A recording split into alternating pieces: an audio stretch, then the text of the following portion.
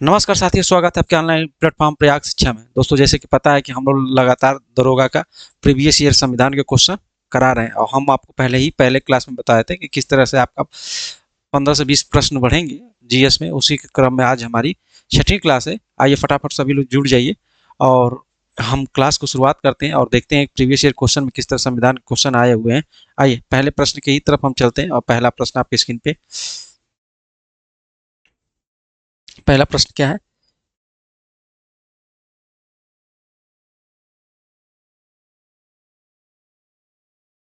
पहला प्रश्न है कि मौलिक अधिकारों का उल्लेख भारतीय संविधान के किस अनुच्छेद या किस भाग में किया गया है? तो इसका ऑप्शन ए है कि भाग 4, ऑप्शन बी है कि भाग 5, ऑप्शन सी है कि भाग 2 और ऑप्शन डी है कि भाग 3। तो इसका सही आंसर क्या हो जाएगा? भाग 3। भाग 3 में किसका उल्लेख किया गया है? तो भाग 3 में मौलिक अधिकार का उल्लेख किया गया है। आप मौलिक अधिकार का उल्लेख किया गया है, अधिकार का उल्लेख किया है जिसमें अनुच्छेद की बात करता है, अनुच्छेद जिसमें 12 से 35 है। ये संविधान में सबसे महत्वपूर्ण माना जाता है, सबसे महत्वपूर्ण है,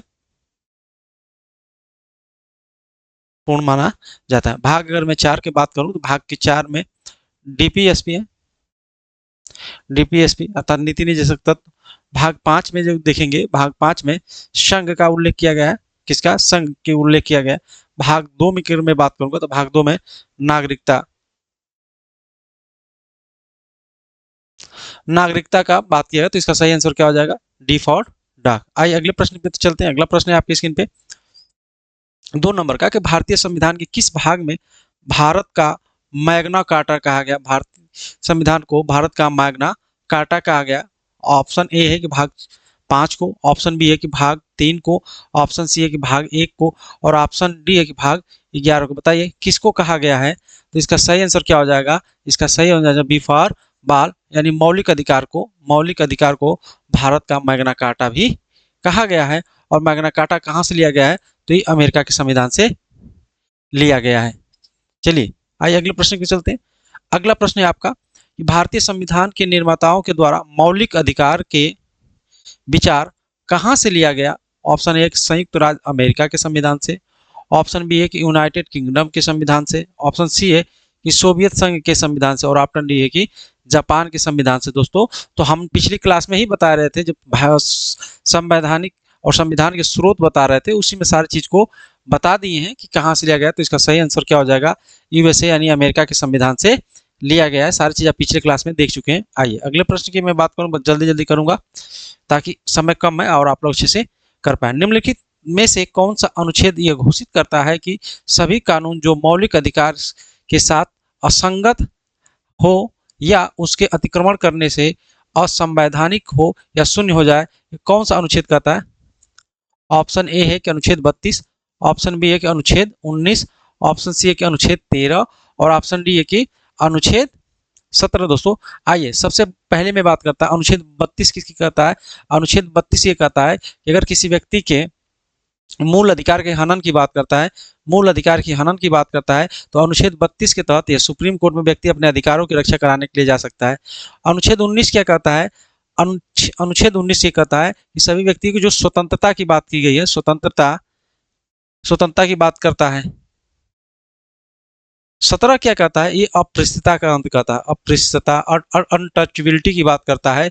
लेकिन ये किसके अतिक्रमण की पूछा है, किस प्रकार की अतिक्रमण मौलिक अधिकार का? तो ये अनुच्छेद जो है ये 13 हो जाएगा, अनुच्छेद 13 यानी सी फॉर कैट इसका सही आंसर होगा। चलिए आइए अगले प्रश्न की मैं बात करता हूँ। अगला प्रश्न है कि भारतीय संविधान के अनुच्छेद 14 में कानून के समक्ष समता की अवधारणा किस देश के संविधान से लिया गया? ऑप्शन ए जापानी संविधान से, ऑप्शन बी है कि फ्रेंच के संविधान से, ऑप्शन सी है कि ब्रिटिश संविधान से और ऑप्शन डी है कि यूएसए के संविधान से। बताइए विधि की समानता किस देश के लिया गया है? तो ये किस देश के लिए आप बताइएगा? तो ये यूएसए के संविधान से लिया गया है। क्यों यूएसए के संविधान से लिया गया? ब्रिटेन के संविधान से क्या है कि विधि के समान क्षमता, विधि के समान के समान जो है समान जो क्षमता है कहाँ से लिया गया है? ये ब्रिटेन के संविधान से लिया गया है, लेकिन विधि के समान समानता की बात करेगा, समक्ष समता की बात करेगा तो यूएस के संविधान से लिया गया है। आइए अगले प्रश्न की मैं बात कर रहा हूँ, इसको तो देख लें। इसका तो अभी देख लें ना हम लोग अमेरिका के संविधान से। अगले प्रश्न की बात करते हैं। 7 नंबर का प्रश्न है, भारतीय संविधान के निम्नलिखित में से कौन से अनुच्छेद में कानून का शासन सन्निहित किया गया है? ऑप्शन ए है कि 19, ऑप्शन बी है कि 18, ऑप्शन सी है कि 21 और ऑप्शन डी है कि 14। तो 14 में ही कानून का बात किया गया, ये भी आप स्क्रीन पे दिख रहे हैं, इसका सही है। अनुच्छेद 19 में मैं बता दिया हूँ कि स्वतंत्रता की बात की गई, स्वतंत्रता की बात की गई। अनुच्छेद 18 में उपाधियों की बात की गई है, उपाधियों की बात की गई है। और अनुच्छेद जो 21 है ये भ्रमण पे दिया गया है, भ्रमण शिक्षा का अधिकार ये पे बात किया गया है। और अनुच्छेद जो 14 है ये आपका, आइए अगले प्रश्न देखते हैं। अगला प्रश्न है 8 नंबर का प्रश्न है, फटाफट। भारतीय क्षेत्र के अंतर्गत किसी भी व्यक्ति को विधि के समक्ष समानता या विधि के समान संरक्षण से वंचित नहीं किया जा सकता। अनुच्छेद 17 से, अनुच्छेद 21 से, अनुच्छेद 19 से, अनुच्छेद 14 से। फटाफट बताते हैं इसका सही आंसर क्या? अनुच्छेद 14 से अभी बताएं। अगला प्रश्न की बात करते हैं। भारतीय संविधान के कौन से अनुच्छेद राज्य को बच्चों के लिए विशेष प्रावधान का अधिकार देता है? अनुच्छेद 16, अनुच्छेद 17, अनुच्छेद 14, अनुच्छेद 15 बच्चों के लिए विशेष प्रावधान देता है। कौन सा अनुच्छेद देता है? तो इसका सही आंसर हो जाएगा डी फॉर डॉग, क्योंकि 16 में क्या है, 16 में आप जब पढ़ेंगे तो ये सरकारी उपक्रमों में, सरकारी अवसरों में समता, अवसरों में समानता की बात करता है, समानता की बात करता है। 17 क्या कहता है? अनटचेबिलिटी, अपरिष्टता की बात करता है। ये विधि के समान संरक्षण की बात करता है। लेकिन 15 जो है ये महिलाओं और बच्चों की बात करता है। इसका सही आंसर डी फॉर डॉग होगा। भारतीय संविधान के कौन सा अनुच्छेद महिलाओं को भेदभाव के विरुद्ध संरक्षण प्रदान करता है? ऑप्शन ए 15(4), ऑप्शन बी है कि अनुच्छेद 15(3), अनुच्छेद 15(1) और ऑप्शन डी है कि अनुच्छेद 15(2). तो इसका सही आंसर क्या हो जाएगा? आप लोग बताइए, तीनों दिया गया क्या होगा? इसका सही आंसर हो जाएगा 15(3) होगा दोस्तों। इसका सही आंसर क्या है? 15(3) आपके स्क्रीन पे दिख रहा है। भारत के संविधान का अनुच्छेद राज्य को अनुसूचित जाति की उन्नति के लिए विशेष प्रावधान का अधिकार देता है, एससी के लिए देता है। अनुच्छेद 15(2) है, अनुच्छेद 15(3) है, अनुच्छेद 15(4) है और अनुच्छेद 15(1) है। तो अनुसूचित जाति यानी एससी के लिए आरक्षण की जो बात करता है, किस में क्या होगा? तो इसका सही आंसर क्या होगा? 15(4) होगा। इसका क्या होगा? 15(4) यानी सी बार सही होगा। भारतीय संविधान का कौन सा अनुच्छेद सार्वजनिक रोजगार मामलों में अवसर की समानता प्रदान करता है और अवसर की गारंटी देता है? अभी मैंने बताया अनुच्छेद 16, अनुच्छेद 32, अनुच्छेद 18, अनुच्छेद 23।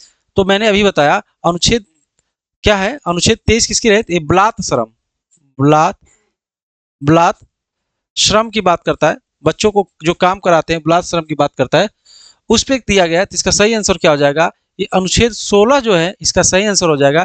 ये जो है ये सार्वजनिक उपक्रम, सार्वजनिक यानी सरकारी नौकरियों में जो अवसर की समानता की बात करता है, ये अनुच्छेद 16 बात करता है, मैं अभी बताया था।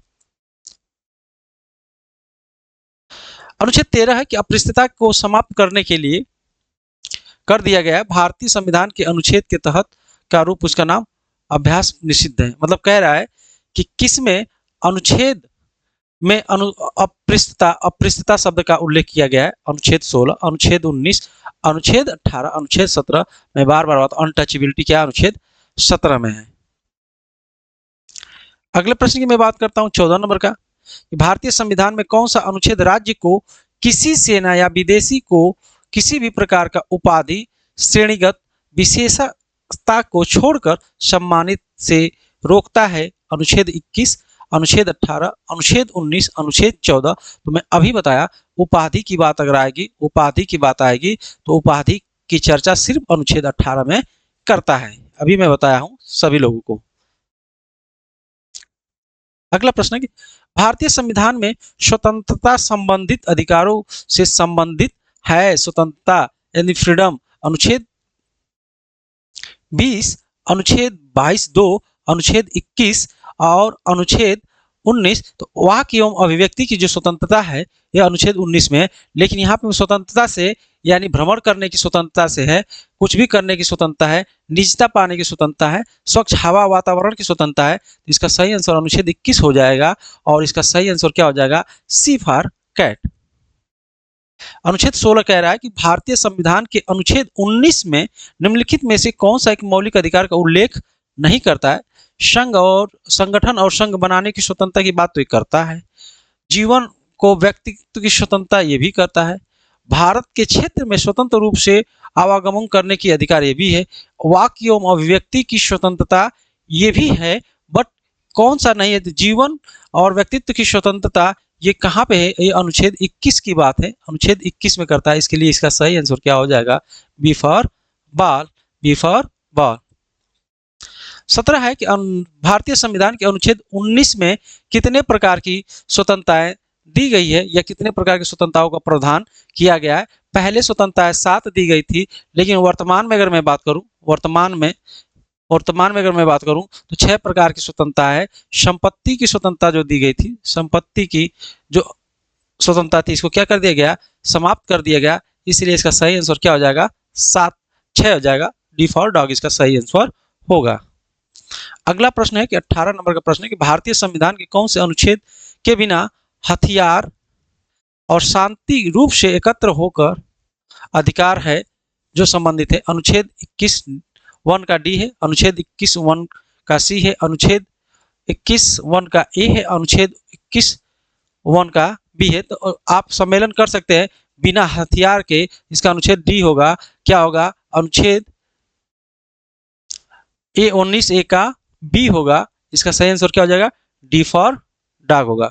अगला प्रश्न है कि भारतीय संविधान में पूर्ण भारत के किसी भी हिस्से में निवास करने और बसने का अधिकार किस अनुच्छेद में निहित किया गया है? ऑप्शन ए है कि 25, ऑप्शन बी है कि 19, ऑप्शन सी है कि 33 और ऑप्शन डी है कि 9। बताइए किस अनुच्छेद में दिया गया है? 25 में अगर मैं बात करूंगा, ये धार्मिक स्वतंत्रता की बात करता है, धार्मिक स्वतंत्रता की बात करता है। लेकिन निवास करने की बात करेगा, निवास करने का, भ्रमण करने का, तो इसका सही आंसर बी वाला हो जाएगा, अनुच्छेद 19 हो जाएगा। ठीक है, आइए अगले प्रश्न की बात करो तो 25 नंबर का प्रश्न है, भारतीय संविधान का कौन सा अनुच्छेद दोहरे दंड के विरुद्ध सुरक्षा प्रदान करता है? अनुच्छेद 14, ये तो होगा नहीं, अनुच्छेद 20, अनुच्छेद 31, अनुच्छेद 27। ये दोनों बताइए कौन होगा? 31 तो नहीं होगा, आप लोग पढ़े होंगे, 27 भी नहीं होगा। इसका सही आंसर हो जाएगा अनुच्छेद 20 दोहरे दंड का प्रावधान करता है। और अनुच्छेद 27 कहाँ से आ जाएगा? ये धार्मिक स्वतंत्रता से संबंधित, धार्मिक स्वतंत्रता से संबंधित है। और धार्मिक स्वतंत्रता का उल्लेख कहाँ से है? तो 25 से लेकर 28 अनुच्छेद तक धार्मिक स्वतंत्रता से किया गया है। अगला प्रश्न है 21 नंबर का प्रश्न, भारतीय संविधान का के तहत प्रदान करता है कि किसी भी अपराध को आरोपी के विरुद्ध या व्यक्ति को खुद अपने खिलाफ गवाह बनाने के लिए मजबूर नहीं किया जा सकता है। अनुच्छेद 19, अनुच्छेद 18, अनुच्छेद 21, अनुच्छेद 20। ये किसका सही है? तो इसका सही है, दोहरे रन के पढ़ेंगे तो अनुच्छेद 20 में ये बातें की गई है। आइए अगले प्रश्न पे चलते हैं। अगला प्रश्न क्या? अनुच्छेद 22 का कौन सा अनुच्छेद घोषित करता है कि किसी भी व्यक्ति को विधि के द्वारा स्थापित प्रक्रिया के अतिरिक्त उसके जीवन और व्यक्तित्व स्वतंत्रता के अधिकार से वंचित नहीं किया जा सकता है? ऑप्शन ए है कि अनुच्छेद 19, ऑप्शन बी है कि अनुच्छेद 22, ऑप्शन सी है कि अनुच्छेद 21 और ऑप्शन डी है कि अनुच्छेद 24। इसका सही आंसर क्या हो जाएगा? इसका सही आंसर हो जाएगा सी फॉर कैट, अनुच्छेद 21। आइए अगले प्रश्न की बात करते हैं। अगला प्रश्न है आपका 23 नंबर का, निवारक निरोध का अधिकार भारतीय संविधान के निम्नलिखित में से किस अनुच्छेद के तहत निहित है? अभी मैं बताया हूं।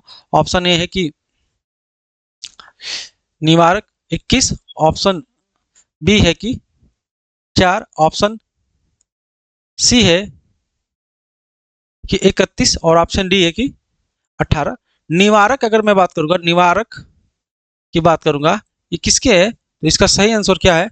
सी वाला हमको लग रहा है, निवारक, ये थोड़ा सा प्रश्न, इसका निवारक निरोध जो है ये जो होगा 21 ना होकर या 23 होगा, बलात् श्रम से है, इसकी बात करता है यहाँ पे। तो 21 की जगह हटा के इसका क्या करिएगा, 23 करिएगा। इसलिए इसका सही आंसर क्या हो जाएगा, ये हो जाएगा, गलत टाइप हो गया है। ठीक है, जब बलात् श्रम पढ़ेंगे तो निवारक निरोध अधिनियम की बात करेगा, अधिकार की बात करता है, तो उसका सही आंसर 30 होगा, 23 होगा। आइए, भारत में दायर की गई सबसे अधिक जनहित याचिका भारतीय संविधान के किस अनुच्छेद से संबंधित है? ऑप्शन ए है कि बी, ऑप्शन ए है कि 20, ऑप्शन बी है कि 18, ऑप्शन सी है कि 19, ऑप्शन डी है कि 21। इसका सही आंसर क्या हो जाएगा आप लोग बताइएगा। सबसे ज्यादा जनहित याचिका जो दायर किया गया था अनुच्छेद 21 में किया गया था दोस्तों, अनुच्छेद 21 में। चलिए, तो कैसी लगी आज की क्लास आप लोग बताइएगा, और सभी लोग को प्रयाग शिक्षा चैनल से जुड़ने के लिए बहुत बहुत धन्यवाद। अगर आप चैनल पर नए हैं तो लाइक शेयर सब्सक्राइब जरूर करिएगा, और प्रयाग शिक्षा टेलीग्राम चैनल से एक बार जरूर जुड़िएगा। वहीं पे कंटेंट आपको फ्री ऑफ कॉस्ट मिल जाएगा, इसका कोई पैसा नहीं लगेगा। ठीक है, तो मिलते हैं अगले क्लास में, तब तक के लिए जय हिंद, जय भारत।